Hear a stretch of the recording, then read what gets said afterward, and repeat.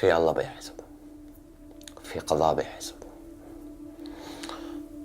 راح أسعى إلا ما أجيبه مع المحكمة وأخذ حقي بالقانون.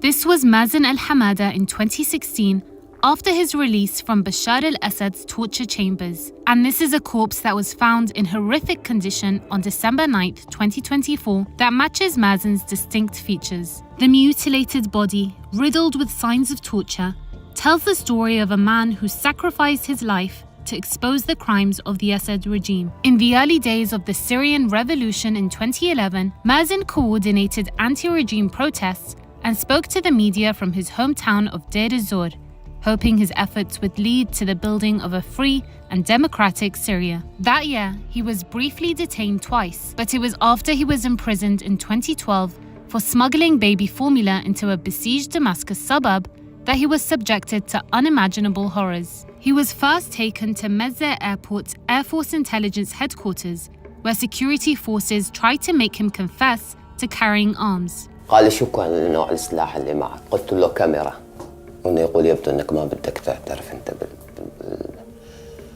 بدك تعترف، ما اعترفت بدنا نقتلك. Mazen refused to confess to lies. That's when the torrent of brutality began. كسروا لي ضلاعي هاي، الأضلع يطلع فوق ويدبج فوقي، يقلبك بالعكس على ظهرك يطلع يدبج فوقك. جاب المرة الثانية شبحني، الثقل كله على إيدينك على المفاصل.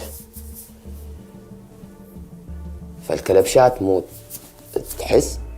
فتحسها راح تقطع لك إيدينك، تصرخ بيحط لك شحاطة أو حذاء. Incensed by Mazen's defiance, security forces sexually assaulted him. قال لا شو نخليك راح تعترف غصبا عنك يعني.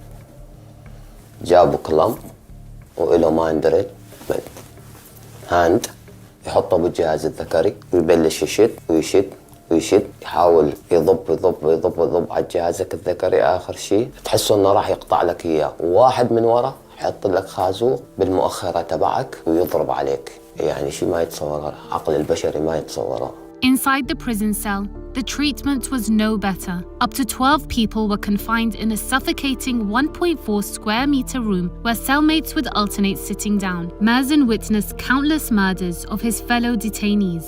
Some would be killed for arbitrary reasons, while others died from the appalling living conditions in detention. As Mazen's health deteriorated, he was transferred to a military hospital known as 601. Rather than receiving adequate care, nurses would kick and beat him with sticks.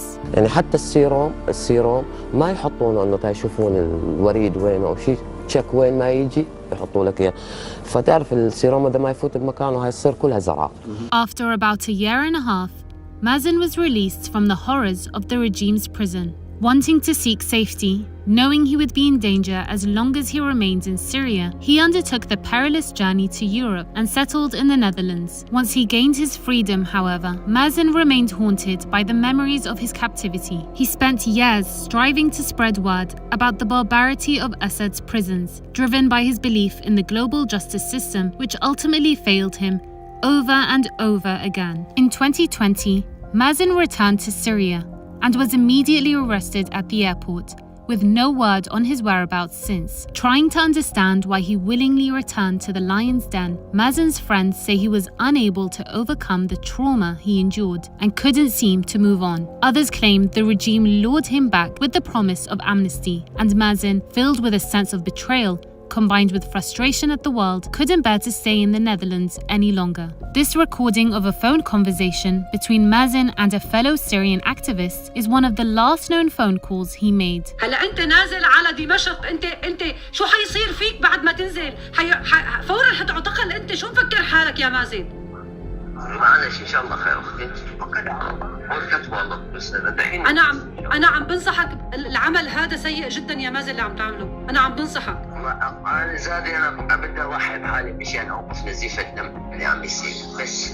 When Syrian opposition forces entered Damascus on December 8, 2024, and freed hundreds of prisoners, horrifying images emerged of corpses bearing evidence of torture believed to be former detainees stored in hospital freezers. One of those bodies was identified as that of Mazen. While Mazen's tragic fate has finally come to light, 4 years after he disappeared, the stories of hundreds of thousands of people who fell victim to the Assad regime's brutality remain unknown.